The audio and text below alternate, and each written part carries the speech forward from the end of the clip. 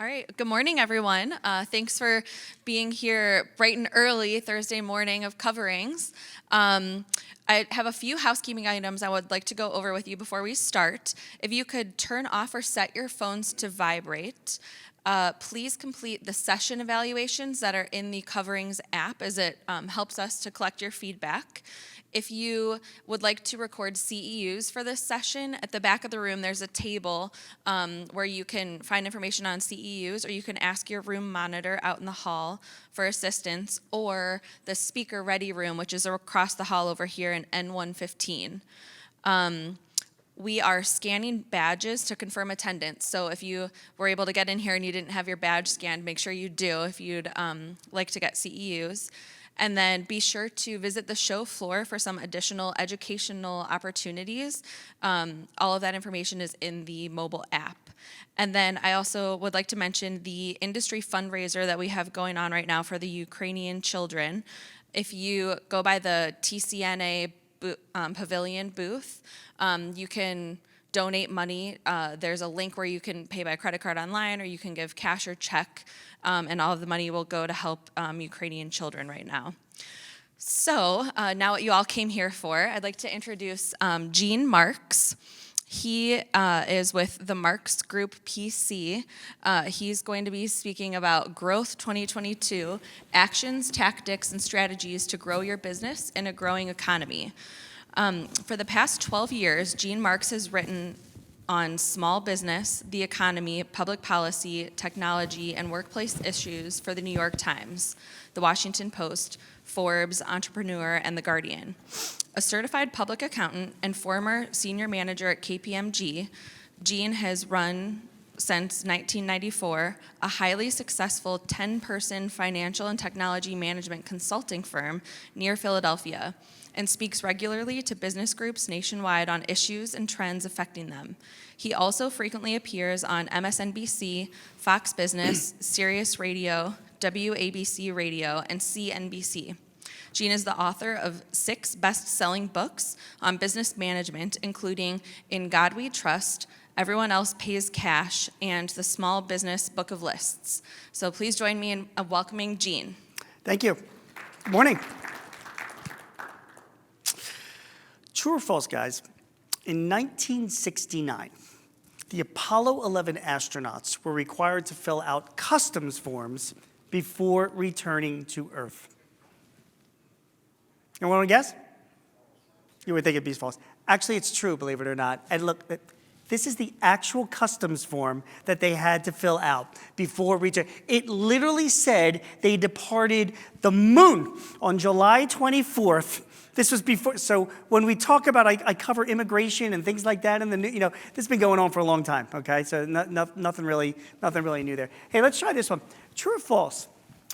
In 1974, so that his 3,000-year-old mummy could be flown to Paris for necessary repairs, the Pharaoh Ramses II was issued a valid Egyptian passport.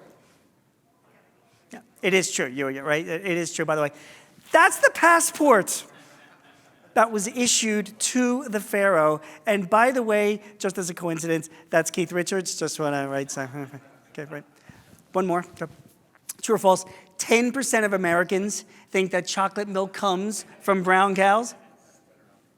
Yeah, it's a trick question. It's actually false. It's 7% of Americans think that chocolate milk comes from brown cows. And true or false? The average small business has 6 months of cash on hand. Yeah, that is false. You guys want to guess what it is? It's about 2 months. It's about 2 months, which is what we're going to talk about today. So I run a company outside of Philly. We have 10 employees, about a dozen contractors, been in business for about 20 years, and I write in a lot of different places. We have about 600 clients in my company, and I speak to thousands of business owners and managers and leaders and executives all around the country and online at presentations that I give, and just for the reporting that I do. And I talk to them about issues that they have running their businesses and things that I write about, right, on taxes and public policy and all that kind of stuff. One thing that has I've been obsessed with over the past 10 years as a business owner is some of these guys have been around for like a long time. I mean, they have been, and you know them, right? I mean, there are companies in your, like, where you guys live that you drive by them and you're like, what is it established in 1851, established in 1854? I mean, that's on the long end. I mean, you hear all the statistics about businesses going out of business in 5 years and, the rates of bankruptcies among small businesses. But, I mean, there are a lot of companies out there, and you guys probably work for some of these yourselves, that they've been around for decades. They've passed down the business to different generations. They have fathers and mothers and sons and daughters that run these companies and grandchildren as well. And I've been obsessed with that as a business owner myself with kids. Like, what is it? Like, what is the secret sauce? What do these guys know that I don't about running a business successfully for so long? And I figured it out. And I figured it out recently, over the past couple of years. Just so it's no surprise, all of these successful people, all the people that have been around for a while, they work hard, they get up early, they're good with employees, they're innovative, they're whatever. But there is one thing that they all have in common, and that one thing is this: they are always looking ahead. That's what the smartest clients I have, the smartest readers that I talk to, that is what they're doing. We are here in April of 2022 right now, and the people that I know that are running successful companies, they're not really thinking about 2022 anymore. They're thinking about 2023 and 2024 and 2025, because they know that the stuff that's going on now in the economy, in Washington, in their local politics, in the world itself, has an impact on them, and they're trying to make decisions where to spend their money and how to spend their time, which is exactly why you guys are here at 8 in the morning in Vegas trying to do. You are trying to learn so that you can go back and make some decisions so that your business gets run most effectively. And the reason why is because you've got people that rely on you. You've got customers, you've got vendors, you've got suppliers, partners, employees. These people are relying on you and their families, by the way, because of their livelihoods. They're hoping that you're not going to screw things up. So you've got to be looking at what's going on around the world and making your decisions as well. And that is exactly what we'll talk about today. Now, I was told because of the schedule, I can go until about 11 a.m. Is that okay? Just kidding, just kidding. I'll be done before 9, okay? What I want to do is I want to talk to you guys about some of the biggest issues that are impacting businesses in America this year, your business, and what, more importantly, the owners and managers are doing about it. Because you know the news, you need to know what the strategies are. So please don't view me as some kind of an expert or knowledgeable person or even a smart person. I'm wearing these glasses because it makes me look smarter. That is the only reason why. That's not the case, though. The case is the fact that I'm going to be reporting back to you what some of the smartest business people that I interview that are my clients are doing this year. So first of all, we'll ask you about this. True or false? Prices are rising. Right, we all know that is true, right? So, inflation obviously is our biggest issue that we have this year. Now, when you read the news that I am reporting to you in the places that I write, this is what you are reading. You are reading that inflation rose 7.9%, the highest that it's been in the last 40 years. But please know that this inflation rate itself, that's not the number that you want to be focusing on in your business, because that's a trailing indicator. That is what has happened already. The leading indicator that you should be paying attention to every single month is the producer price index. The producer price index is what is costing manufacturers, your suppliers, your vendors, your people that you are buying from to make the products that you are selling, because this index is what ultimately gets passed down onto consumers. That's you and me as buyers in the future. And right now, the government is reporting that index is 10% over the past 12 months.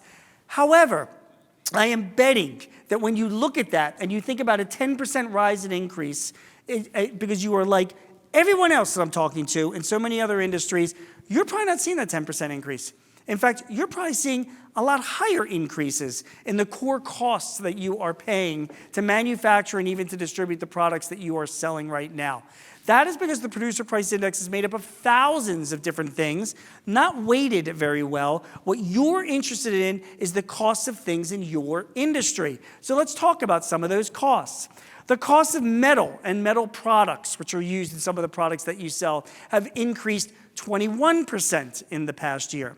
The cost of coating, that's engraving and allied services along that, have increased about 11% this year.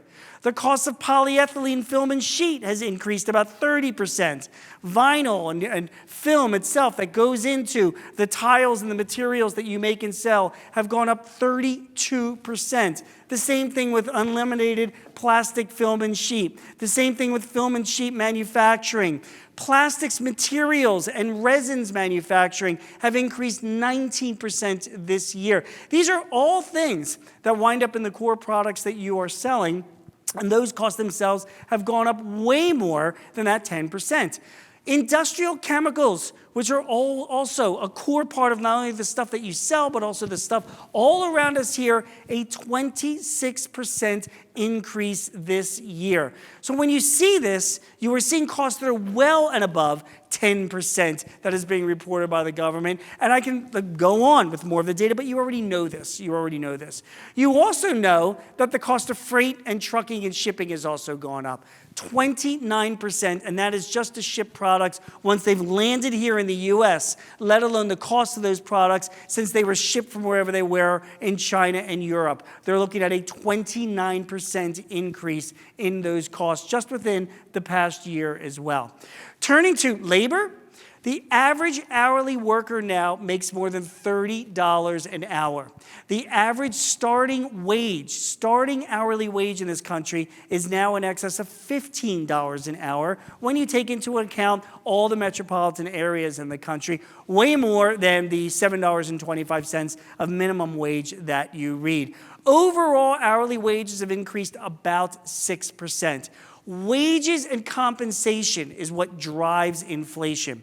Because your employees and employees of other companies, they're the ones that are asking. If they have an expectation that inflation is going to continue to rise next year, they are going to be coming back to you asking for salary increases so that it will compensate for that rise going forward. Otherwise, you will lose them. When you have that expectation built in, that is the type of thing that drives inflation going forward. But it's not just hourly wages. Overall compensation of all employees in the private sector, this is salaries, benefits, bonuses, sales commissions, 10% increase this year, 10%, and that was just over the past 12 months. All of this information is bubbling up into an increase in prices that's impacting your business. Now, that doesn't even include what is going on in Washington right now. And what's going on in Washington is an unprecedented level of money that is washing around in our banking system. The Federal Reserve's balance sheet has increased over $6 trillion since the beginning of the pandemic. And that increase at the very beginning was for good reasons, because to provide liquidity to our banks and financial systems whenever there was so that people weren't running on the banks or the ATMs when they needed money, and the collapse that occurred when COVID happened. So that's a good thing, but the liquidity continued well after that. Not by just the Fed making the money itself easy to get, but we've had trillions of dollars in stimulus money that has been spent or to be spent, which is now out there in the system, waiting to come into the system. If this money comes in too fast, if it's lent out by the banks or circulated by the banks into the system, it creates an oversupply of money. When there is too much supply of something over demand, it drives down the cost of that thing. It makes it worth less, which is what causes inflation. So the Federal Reserve right now, their biggest and really their only tool they can do is to increase interest rates, to limit the amount of supply that comes into the system, because people will borrow less money. Right now, interest rates are very low. The Fed has already announced that they're going to be moving like a 0.5 point increase in interest rates. Many economists expect interest rates to be going up significantly over the next couple of years. A typical business loan right now, just like a mortgage, is anywhere from 3 to 4% on average right now. Many economists are expecting over the next 2 years, me as well, to see interest rates increase to as much as 5 to 7%. Hopefully not into the the double-digit realm, but action has to be taken by the Fed to try and whittle down their balance sheet and also limit the amount of money that's going around in the system. So we've got the supply chain issue that's causing all these increasing costs I just discussed about in this industry. We've got other factors. Obviously, the war in Ukraine is having an impact on energy prices. We've got shutdowns in China that's going on right now, which is hitting certain manufacturing regions. So that's limiting supply, which will increase prices. And then we've got the Fed itself trying to figure out to do with this mountain of money that's potentially circulating into the system and how to control that. All of those things are having an impact on inflation, and that is why we are seeing prices go up now and why we will continue to see prices go up around the same percentage, 8 to 10% at least over the next 6 to 9 months. That is what you can expect in your business. By the way, before you get too depressed, one thing I do want to tell you is that the actual price of alcohol has decreased 0.5% since the beginning of the pandemic. So it's not all bad news. It's all good. You can just keep that in mind. All right. None of this stuff that I've explained to you, it should come as a surprise, right? I mean, this can't be new. You read the news, right? I mean, you're running businesses here. You're running a household, but you understand some of this stuff. That's fine, okay? The big question is this. What do you do about it? What do you do? I mean, any economist will get up and they'll tell you all what the news is. They'll make the predictions. You know the predictions. You know the prices are going to be increasing this year. What do you do? Well, that's what I'm going to tell you.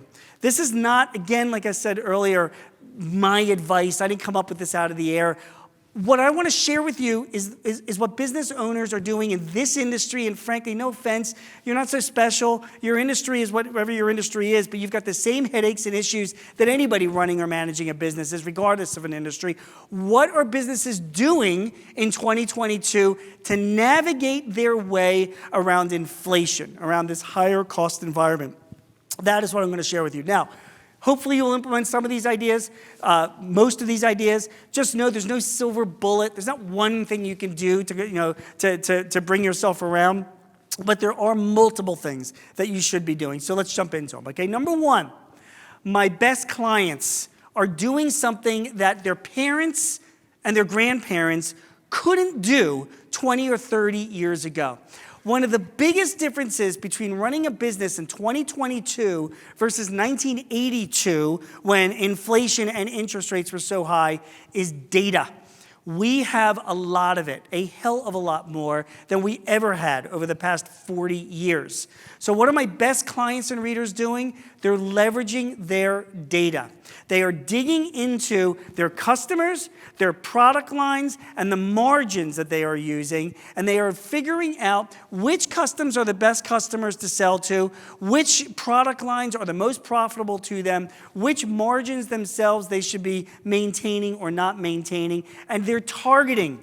My best clients are not just saying, we're going to have a 6% price increase to all of our customers, because some customers might not be thrilled about that. You might not want to lose those customers. So they're looking at those customers that are most and least profitable. They're looking at those product lines that are driving the highest level of profits for them and who's buying those products, and they're targeting price increases. It is not uncommon for me to see businesses saying, for this customer, we're going to increase their prices on their products 3%. This person's going to be 5%, this person's going to be 7%, because you've got the data to figure that out now. You can track that. So target your price increases to specific products and customers. You will have much more success in doing that. Leverage the data that you have to make intelligent decisions, because that's what intelligent business owners are doing. That's number one.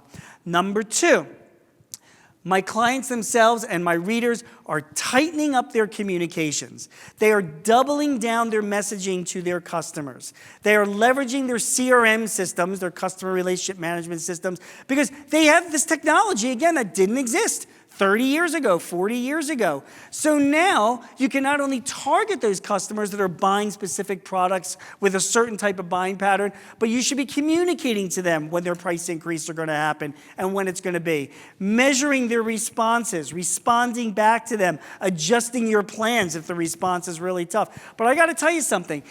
If you're communicating well with your customers, then they understand. Because you do. You know that you're not living in a vacuum. You're increasing prices on your customers. Those customers are increasing prices on their customers. They get it. Everybody gets it. But you know what everybody wants? It's the same thing that you want. They just want to know in advance. It's like when you're waiting for a flight and it's delayed, you want to know, okay, well, when's it going to take off? Why is it delayed? When am I going to get home? Your customers just want to know their lead times, product availability, price increases in the future. If you tell them 3 months in advance that you're going to be increasing your prices, they will gratefully acknowledge that. They won't be thrilled, but they get it. But at least they can adjust their own plans and strategies to ensure that they are, they're doing what they got to do. So communicate with your customers. Again, this is not me telling you. This is hundreds and hundreds of smart business owners that I talk to telling you this is what they're doing. They're leveraging their systems to communicate better with their customers. Number 3, many companies are practicing shrinkflation. Are you guys familiar with what shrinkflation is? Have you heard this term? Okay, some people have, some people have. Shrinkflation is this. Shrinkflation is when you sell something for the same price, but you sell a little bit less of it. Now that might sound unethical or immoral, but let me tell you something. Our biggest brands are doing that to us right now. And if you don't believe me, you can go to any store. Go to a Walmart, for example. Their great value paper towels used to be 168 sheets per roll. Now it's 120 sheets per roll. However, they're selling it for the same price. If you buy a bag of Doritos, used to be 9.75 ounces. Now it's 9.25 ounces, but it's the same price. You get it, right? How about trash bags, hefty bags? The mega pack used to be 90 bags. Now it's down to 80 bags. Same price, right? Toilet paper, and this is really not a great situation, right? These Charmin soft rolls, 650 sheets a roll. It used to be, it's now half of that. And the sheets themselves are even a little bit smaller. So it's kind of a catastrophe for some of us, but they're doing that as well. And by the way, you think shrinkflation isn't common? Jonah Hill is practicing shrinkflation, okay? So, it's going on all over the place. You think about that for your business only because that's what I'm seeing other smart business people do. They are looking at their products and services and saying, hey, instead of having a price increase, maybe we sell a little bit less. So a little bit less, or provide a little bit less services, and that way we can get it. It's the same thing. It's the same thing of raising your prices, but it maintains your margins. So that's another strategy I've seen people use. I've seen a lot of my clients lock in long-term agreements. Now, just to be sure, what supplier is going to guarantee you a price over the next year or two, right? In an inflationary environment, they'd be crazy to do that. But if you make a commitment to buy, if you buy enough upfront, maybe that is something that can be negotiated. Same thing with your bank. I just told you interest rates are going to be going up to 5 to 7%. It's going to happen within the next 2 to 3 years. So if you have short-term variable interest rate loans, you probably want to refinance that and lock it into a longer-term fixed rate loan. Same thing with your leases and your property. Landlords are freaking out about leasing out space. Great opportunity to negotiate a longer-term lease. I just want you guys to know, this will not save you money, okay? This is not a cost savings mood. All this is doing is it's reducing uncertainty. For the clients that I know that are able to lock into a longer-term agreement, and they pay more for it, or they are able to lock into a longer-term lease or a better financing arrangement with an interest rate that's higher, at least they know what their costs are going to be over the next 2 to 3 years, and that way they can navigate and plan their business around that, if that makes sense. So that's just another strategy that I've seen a lot of business owners do. Here's something else. It's a high-interest world. I get it that we're going to be paying more in interest. I get that. That's going to be happening. But there's a flip side to that. We will be earning more in interest. So for the past 20 years, it really hasn't been we could leave cash under our mattresses or lying around the house or, in a bank account, a checking account, earning no interest at all. We don't do that anymore because now we're going to be losing money otherwise, and we need every dollar counts. So dust off those interest-bearing accounts, those money market accounts. If you have money that's not very liquid, go open up a certificate of deposit and put it away. Interest will be important starting this year and for the next few years, so you want to be focusing on doing that. revisit your portfolio, not only for your business, but also personally. T-bills are good to hedge against inflation. Utility stocks are very good to hedge against inflation because utilities are going to charge whatever they're going to charge, right? Equities or commodities, first of all, don't put all your money into gold or silver or whatever, but they're volatile, but those types of commodities tend to do well in an inflationary environment. Most importantly is equities. Read what Warren Buffett is doing now, what his advice is for inflation. He invests in blue chip stocks, Fortune 100 or Fortune 200 mutual funds. Why? Because do you really think Jeff Bezos and Mark Zuckerberg and Jamie Dimon and Elon Musk are going to let inflation get the best of them? Do you really think that? They will raise prices. They will fire employees. They will replace people with machines. They will cut overhead. They're going to do whatever they're going to do to report earnings back to their shareholders. So you might as well be one of those shareholders, which is why in an inflationary time, those blue chip stocks that are run by those types of people that have those types of reporting requirements, not a bad bet in an inflationary period of time. So revisit your portfolio, not just business, but also personally. By the way, I mentioned T-bills before. Be aware that there's something called TIPS, which is Treasury Inflation Protected Securities. So if you do want to put a portion of your savings into T-bills, talk to your financial advisor. They get adjusted for inflation. So like a T-bill has an interest rate that it pays, but as inflation goes up, as reported by the government, it will adjust that interest rate, automatically. So TIPS are a good thing that you might want to consider investing in, at least just as a portion. Next, buy property. Buy equipment and buy inventory. Property and equipment, if you have that in your business, those are the types of things that tend to grow and keep up with inflation. Inventory by bulk, because we are no longer living in a just-in-time inventory scenario. That was all great over the past 20 years, but the world has now changed. It's now just in case, which means that you want to make sure you have enough inventory on hand just in case you're going to need it for a customer. Now, when I tell you to buy this don't buy crypto, for God's sake. Don't buy GameStop shares. You don't know nothing about that. No offense, okay? But you know your inventory. You know the products that you sell, and you know the customers that you sell. And I see a lot of my clients that put money into like crazy stuff that they know nothing about when they should be sinking money into something that's their livelihood, that they know everything about. And you know everything about the tiles, the coverings, the products, the stuff that you're selling. That is the stuff that you should be investing in and laying it out. Now, you might say to me, hey, that sounds great, but like, where am I going to find the money to do all of this? I don't have the money to bulk up on this stuff. Get financing. And the place to go to get financing is the Small Business Administration. All the COVID relief is over, so I'm not talking about that. But the SBA has what's called 7A and 504 loans. You can borrow from an SBA banker. You do not get the money directly from the SBA, but you go to sba.org, find an SBA banker near you. Those guys have a quota of loans that they need to stay current with the SBA. They need to lend it out to you guys. And they're looking for established companies that have got a track record to lend it out to. You'll still have to do due diligence, but 95% of those loans get guaranteed by the government. So the bankers are like, hey man, it's fine. Let's get the money out there. The rates are at market rates. The terms are anywhere from 5 to 15 years, and you can borrow up to $5 million. $5 million to use for working capital to buy the inventory at a lower price because you know the price is going up, that you know you're going to sell in 6 to 12 months at a higher price. So get the financing from an SBA banker to do just that. Again, this is just what I'm seeing my clients do, okay? 2 more things. One is about oil shocks. So we know that the cost of oil and energy is going up. We see the cost. I was in California yesterday. It was like $6 and something, per gallon. It's like, it's insane. The average cost around the country is about $4 a gallon. It's going to continue this year. There's a lot of volatility. I don't know if you knew this or not. If you bought a barrel of oil in April of 2020 when the pandemic began, it was $21 a barrel. And now it's like $110 a barrel. Okay, we were all in the wrong business, all right? But all right, so it's a volatile situation that people are in when it comes to oil.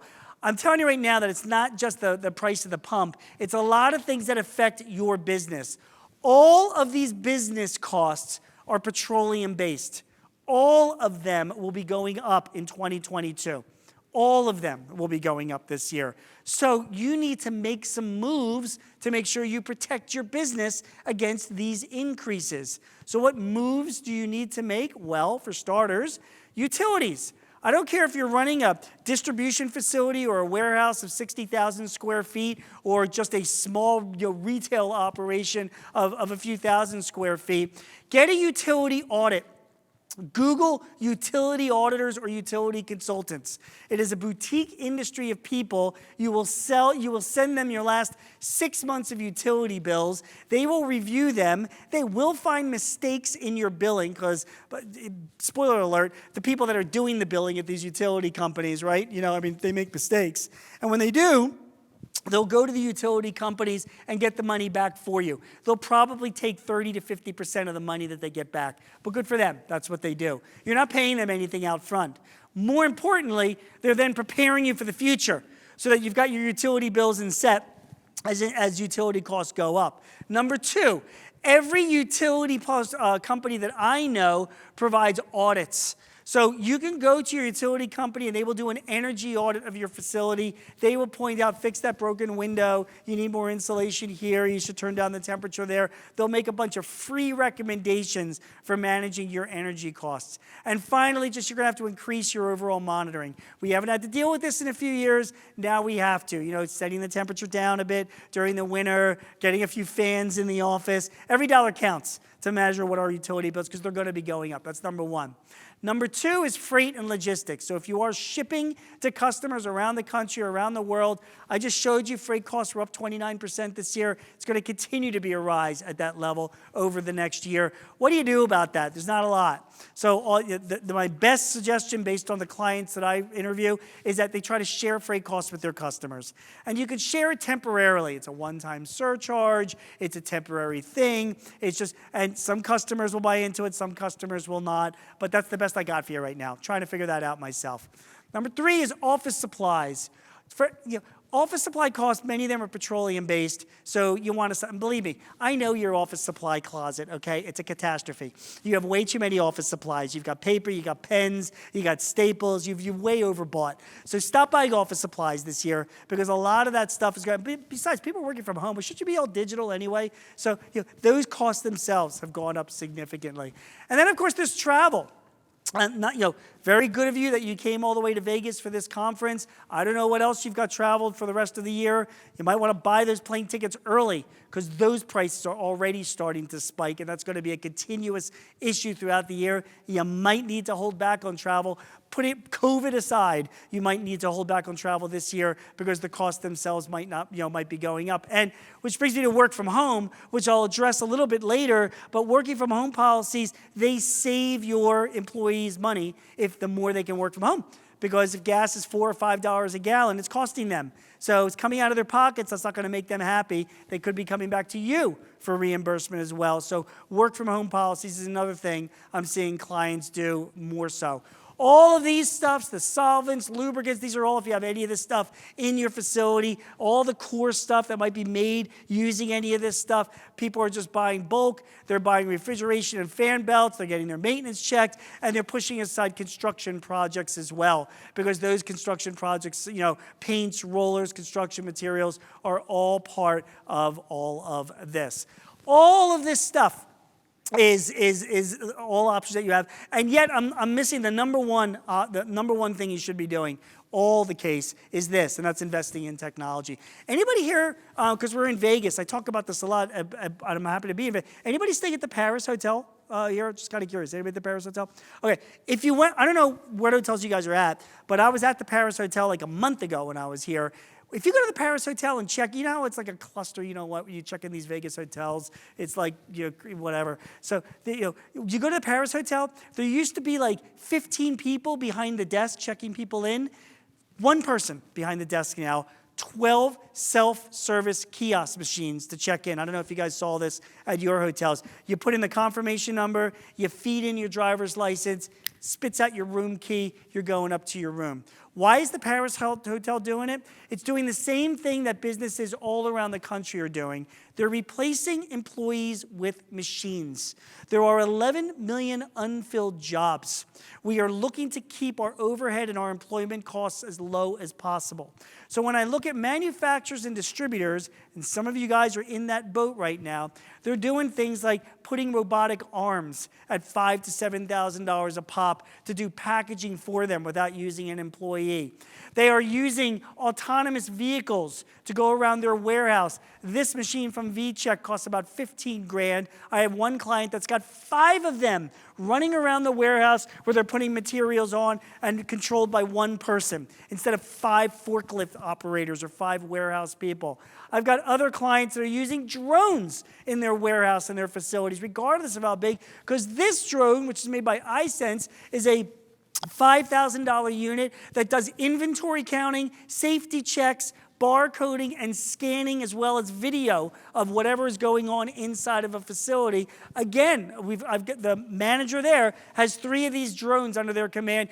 They don't do physical inventories anymore. They just do cycle counts with the drones. They're on top of everything. Nobody walking around the warehouse trying to find inventory. So that's another thing people are doing. Another thing, Boston Dynamics just last year reached stretch. They've been sold out of this device. It's a $75,000 robot that companies are using around the country. And you know what they do?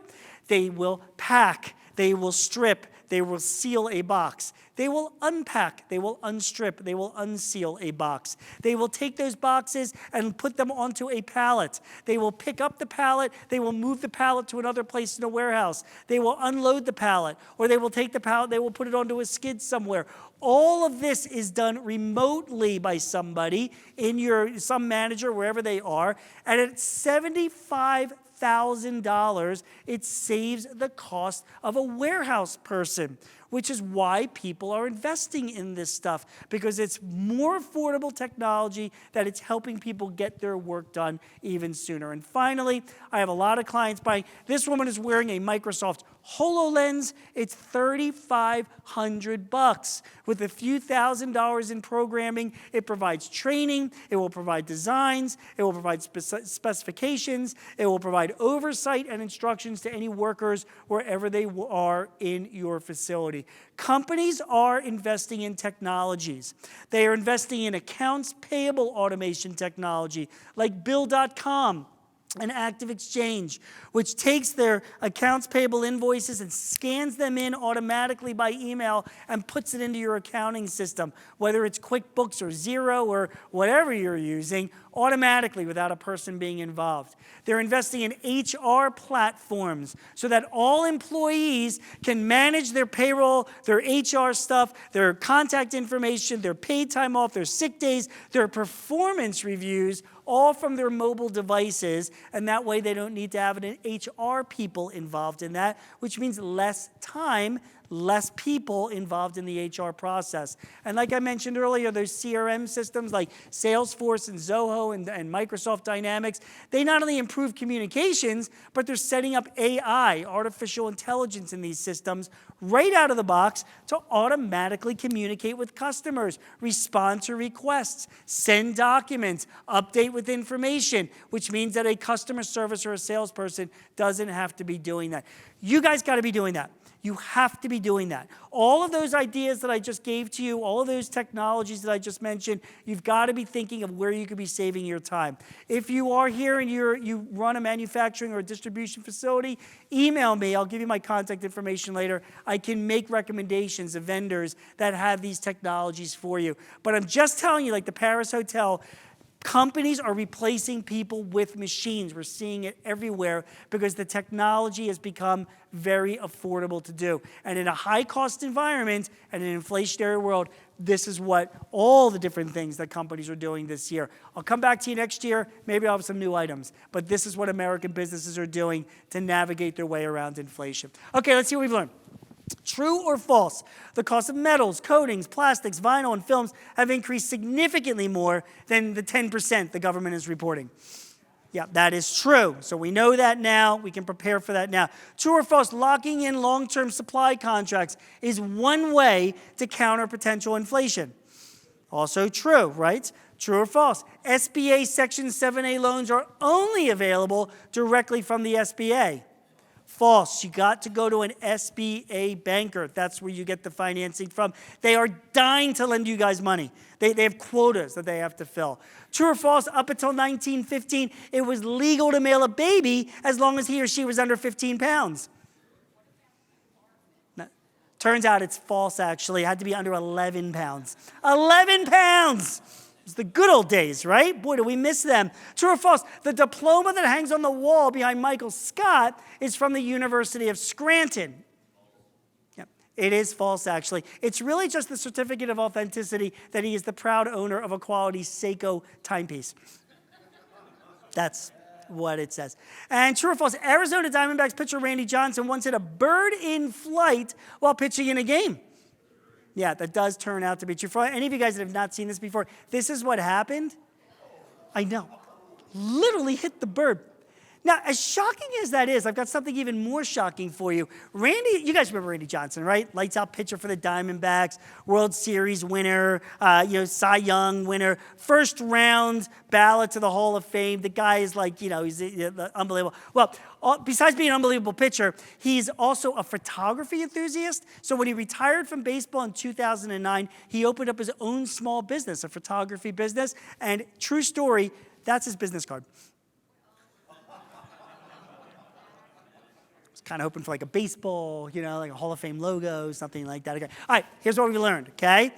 Revisit pricing, communications, investing in technology, buying inventory and property. These are all among the counter-inflation strategies you should be practicing in 2022. All right, you guys are with me, right? Right, we're good? And I went through a lot of stuff, a lot of things, a lot of materials. I'm going to be giving you my contact information. At the end, you get a full copy of this PDF. If you want it, that's fine. All right, let's move on. Anybody know who this guy is? Anybody know who this guy is? This guy is Marty Walsh, right? Anybody from the Boston area? He's the former mayor of Boston. No, he did not co-star in The Departed with Matt Damon, okay? He was the former mayor of Boston. Big union guy. Marty Walsh is now our Secretary of Labor. And he is doing some things right now that are going to be coming down the pike that will be impacting both your business and mine. Remember, great small business and managers are always looking ahead. Well, let me tell you what's coming down the pike. The first has to do with minimum wage. Minimum wage is up in 26 states. If you look at this chart, everybody that's green or orange has experienced that. No, I'm sorry, that's where marijuana is legal. So sometimes I get this confused. That's not the minimum wage graph. I put that in there by mistake. That's the minimum wage graph, okay? Everybody that you see that's orange, every state, has had an increase in the minimum wage. Obviously, the federal minimum wage of $7.25 is a pretty low number. And like I told you earlier, the average minimum wage is about $15 an hour nationwide. There was a movement to increase the minimum wage this year. Marty Walsh and the Department of Labor are pushing for more legislation to try and increase it as a national minimum wage. Let me tell you that right now, it does have bipartisan support. There are good arguments on both sides of people that support it and oppose it. I interviewed Rand Paul just a few weeks ago. He is against increasing the national minimum wage. I know he's got some other controversial views, but the guy is the ranking member on the Senate Small Business Committee, and his point of view is, hey, listen, I don't think it's fair that businesses in my home state of Kentucky should be paying the same minimum wage as businesses in Los Angeles or in New York. It should be a local issue. It's a legitimate response. However, there is this big movement to increase minimum wages, and even the Trump administration supported an $11 to $12 an hour minimum wage. Be prepared for more legislation that could do it. It impacts all of your costs. If you are paying somebody now $16 an hour and the minimum wage in your state is $7.25, they're like, look at me, I'm valuable, I'm more than twice the minimum wage. If the minimum wage goes up nationally to $12, $13, $15 an hour, what is that guy going to be saying, right? He's like, I'm only making a dollar more than some entry-level kid. I deserve an increase too. So an increase in the national minimum wage has an impact on all wages. keep an eye on this legislation coming back, most likely in 2022, and that will depend whether or not the Republicans take back the Senate and have more of a control over the House of Representatives. But that will be something to keep an eye on. Number two, expect 6 to 8% salary increases this year. We already saw that the average hourly wage went up 6%. You need to be budgeting for that for the remainder of this year and probably into 2023. You need to revisit overtime wages, because overtime wages right now, if you're paying anybody in your business a salary and they're not supervising anybody, like a customer service rep or somebody maybe in your warehouse or your facility that you have, they're not supervising anybody and you're paying them more than like 35 grand a year and change, you don't have to pay them overtime. So if they work 45 hours that week, you don't have to pay them for the extra 5 hours. The Department of Labor is going to change that. They want to revert back to the Obama administration. They tried to do the same thing, but they ran out of time. The Department of Labor wants to increase overtime wages and will be increasing overtime wages the next year to $47,000, about $47,500, which means that that same employee, if they're making less than $47,000 a year and they're salaried and they're not supervising anybody, that employee will be entitled to overtime. Now, if you don't pay them, by the way, overtime like going to the bank or responding to an email on the weekend, that's overtime. And if you don't pay them the overtime, does that mean that the Department of Labor is going to come after you? Probably not. But will it mean that that employee will report you to the Department of Labor? Yeah, that's probably going to happen. So you have to protect yourself against that. Maybe turn them into an hourly worker or adjust their wages so they're $1 or so above that limit. But it's an issue that you're going to have to contend with. Worker classifications are now under review, both by the NLRB, the National Labor Relations Board, and the Department of Labor. The Congress tried to get through the PRO Act. The PRO Act failed in Congress. It likely will not be brought up again. So what the Department of Labor is doing is they are cherry-picking certain provisions of the PRO Act as it affects your 1099 workers and potential union employees. 1099 workers, if you have anybody that you are using as a contractor and you are generating revenue off of them, which means that maybe they're doing like specific design work for you or specific installation work, and you're just paying them as a 1099 worker, they're not an employee, but you're billing them out, they're part of the revenue of your business, guess what? When this goes through, these worker classification rules, you're going to have to classify them as an employee, which means paying them employee benefits, paying payroll taxes, and being subject to any regulations of an employee-employer relationship. The Department of Labor is working on that right now. The second thing the Department of Labor is working on is changing for unionization activity. People were thrilled over in New York because an Amazon warehouse unionized, and the Department of Labor is way behind expanding that. Again, the National Labor Relations Board has pulled out certain provisions from the PRO Act to make it easier for unions to unionize employees, so be aware of that. Get a safety review in your business as well, because the OSHA has had a 16% increase in its budget. They are looking for more reporting in 2022 and 2023 from businesses of all sizes. Call up your insurance company, ask them to send somebody out to your business to take a walk around and point out any potential OSHA issues. Because your insurance company, they don't want any more safety issues any more than you want any safety issues. So get that done this year. And finally, hire a workplace consultant. We should all admit that we made a big mistake when we were kids. We all chose the wrong profession.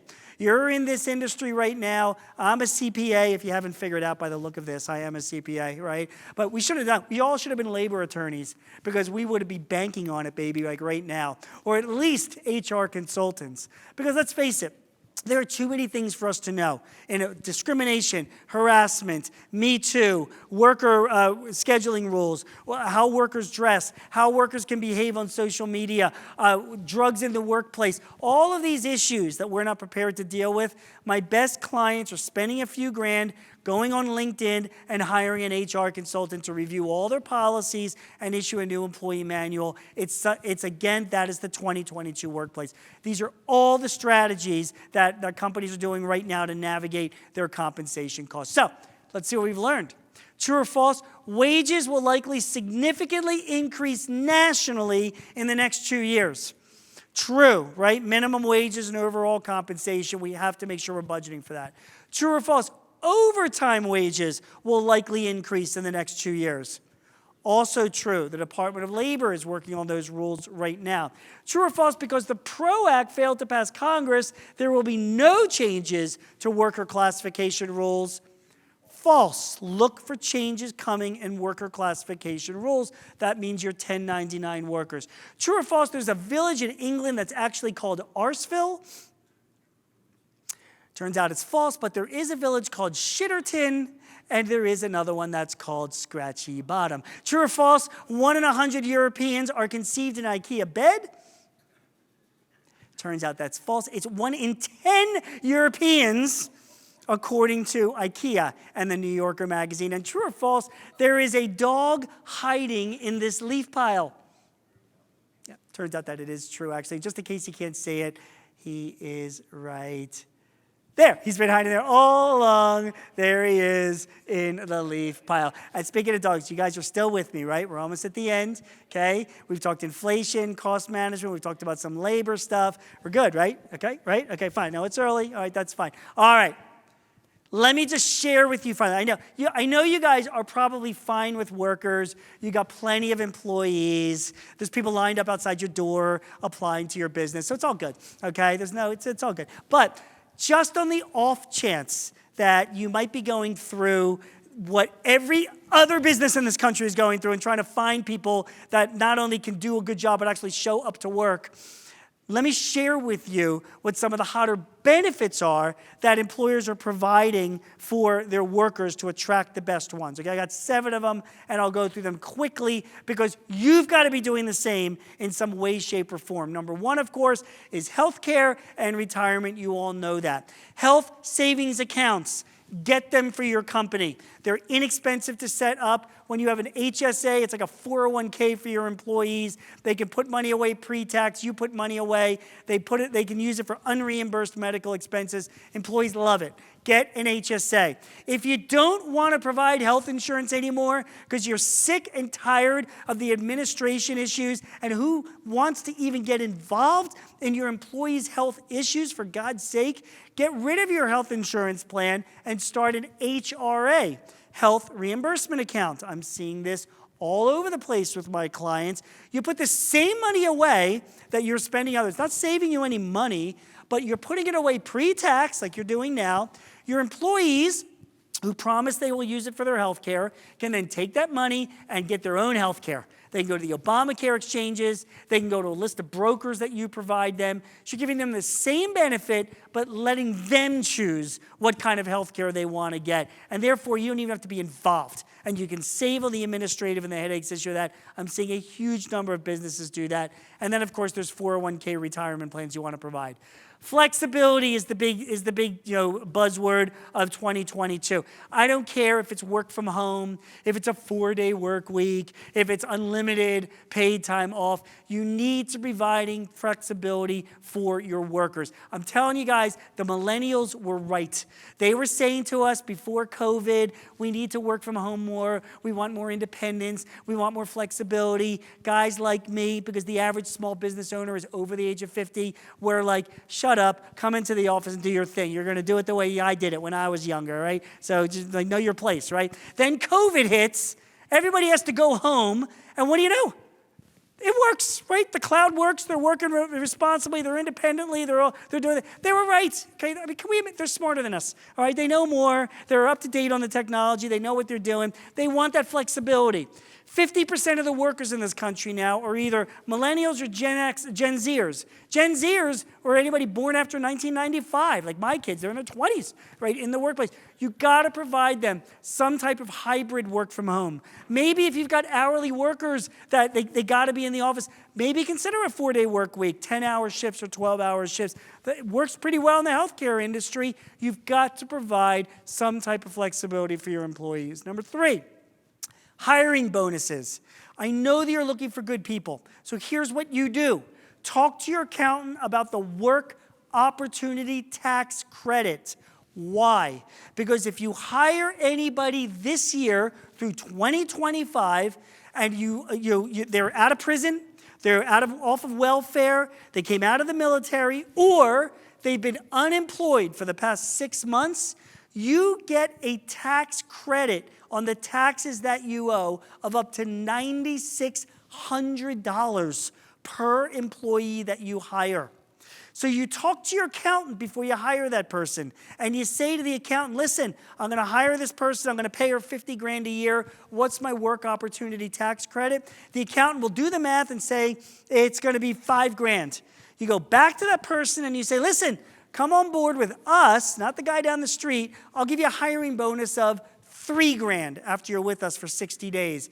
You're still $2,000 ahead.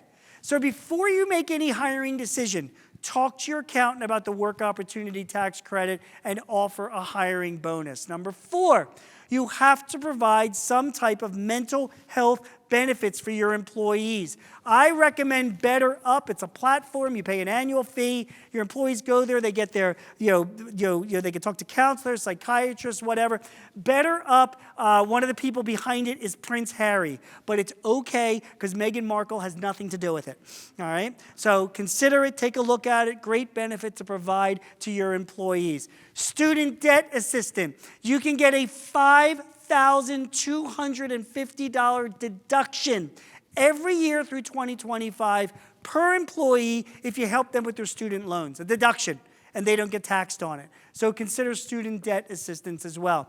Same day pay, don't roll your eyes, okay? For your hourly workers, very, very popular. You pay them 50% of their wages that day by transferring into their bank account. The other 50% they get at the end of the payroll period. It's a complicated transaction, so you will probably need a payroll company like an ADP or a Paychex or a Paycor to help you.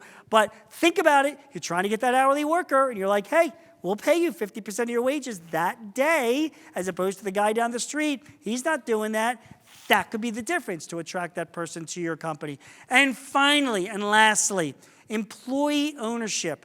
Guys, I don't care how big your company is, there's been an explosion in ESOPs around this country. You can sell a portion of your business, 25% of it, to your employees. You sell it to a separate entity that your employees owned. A bank finances the sale. You get a check from the bank for 25% of the value of your business. You're part of that employee group. So any earnings that go, that 25% that goes to that group, it's tax-free. And whatever payment you make to the bank is a tax deduction. So guys, I'm telling you, I just did a big piece on this for the Philly Inquirer. I interviewed like 10 business owners across the board. They said it was the best decision they ever made. You can have 10 employees in your business or 1,000 employees. Doesn't make a difference. Go to employeeownershipequals.org. It's a nonprofit site. Go and talk to one of those people there and tell them your situation. The biggest benefit besides getting paid out and getting a tax benefit, your employees get equity in your business. People love that stuff. It is the narrative of this year. So you're trying to attract that great worker, and you're like, come and work for us. You do a good job after a year, you can be a part owner of this company. What a great story to tell and a great way to attract a worker to your business. This is what, again, as a reporter, this is what people are doing right now to attract employees to their businesses. Small businesses and large companies, all in different ways, shapes, or forms. So, I'm going to skip by it. That was an ESOP slide that I'm not going to spend time on. So these are the top 7 benefits. Talked about that. Let us recap. True or false? HSAs are very popular with employees. These are health savings accounts, a 401k account, like for your health insurance. You want to provide it to your employees. True or false? Student loan assistance are not popular with younger employees. False, right? We have an entire generation that's buried under the student loan debt. True or false? To start an ESOP, you have to sell 100% of your shares. False. Sell a portion of your company, maybe 25% of it. Huge tax benefits and a great benefit to provide to your employees. And true or false? According to the Journal of Microbiology, 80% of fast food drink dispensers contain fecal matter. Okay, relax, calm down. it's only 50%, okay? People think, oh my God, 80%, but it's only 50%, so that should make you feel better. And true or false, Viagra makes flowers stand up straight. Yeah. Turns out it's true, and it contains nitric oxide, which is a chemical that's at the heart of the drug. It actually makes flowers stand up straight. The results it's really unbelievable. All right, so let's see what we have learned, all right? And we'll wrap things up. You want to revisit pricing, communications, invest in technology, buying inventory and property. Those are all the different things we talked about that'll counter inflation this year. Number 2, to counter rising labor costs, budget for salary and overtime increases, revisit your independent contractor arrangements, engage outside consultants for workplace and safety. And finally, health insurance, retirement, hiring bonuses, flexible scheduling, mental health, student loan reimbursement, same-day pay. These are all among the hottest benefits to attract and retain your employees this year. Make sure you're doing some or all of these in some way, shape, or form. Remember, always got to be looking ahead, okay? My best clients, they are thinking of the repercussions of their actions. And they are making decisions now on both hiring and investing and spending that impact their businesses in the years to come. So always be thinking ahead. Finally, true or false? You are much smarter than you were just 90 minutes ago. Yeah, that is true. That is true. Here is my contact information. If you would like a copy of this PDF, if you'd like to ask any questions, or if you'd even like some recommendations of some of the technology vendors that I even mentioned, feel free to email me and I'll be happy to send it back to you. I am out of time. Guys, thank you very much for everything. Enjoy the rest of the conference. Take care.